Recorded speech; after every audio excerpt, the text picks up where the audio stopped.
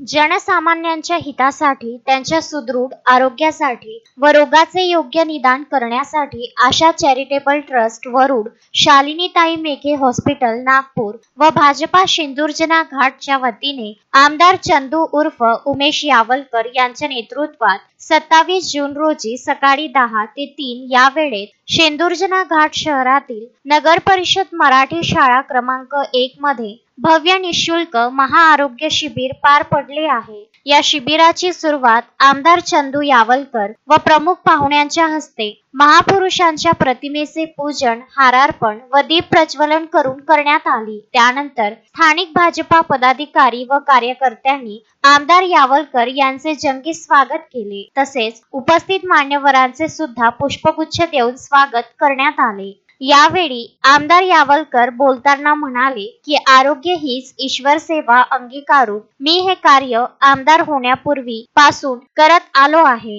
आणि याचा विस्तार यापुढे वाढत राहील। गरजू नागरिकांना 1 रुपया खर्च न करता औषधोपचार घेता यावा, विविध तपासण्या करता याव्यात, हा या मागचा उद्देश आहे। नागरिकांचे आरोग्य सदैव उत्तम व निरोगी राहण्यासाठी महिन्यातून 3 शिबिर घेतले जाणार आहे। तुम्ही माझ्यावर जो निवडणुकीत विश्वास टाकला त्या विश्वासाला मी कधीही तडा जाऊ देणार नाही। माझ्याकडून कुठलेही चुकीचे काम होणार नाही। काही लोकांनी माझ्यावर आरोप केले त्याला 29 जून रोजी पत्रकार परिषदेतून मी उत्तर देईल। यानंतर आमदार यावलकर यांनी शिबिर स्थळाची पाहणी करत उपस्थित डॉक्टर व नागरिकांशी संवाद साधला। या महाआरोग्य शिबिरात एकूण 1148 रुग्णांची तपासणी करण्यात आली। यामधील 112 रुग्ण शस्त्रक्रियेसाठी पात्र ठरले असून 29 जुलै रोजी 79 व 2 जुलै रोजी 33 रुग्णांवर मोफत शस्त्रक्रिया पार पडणार आहे।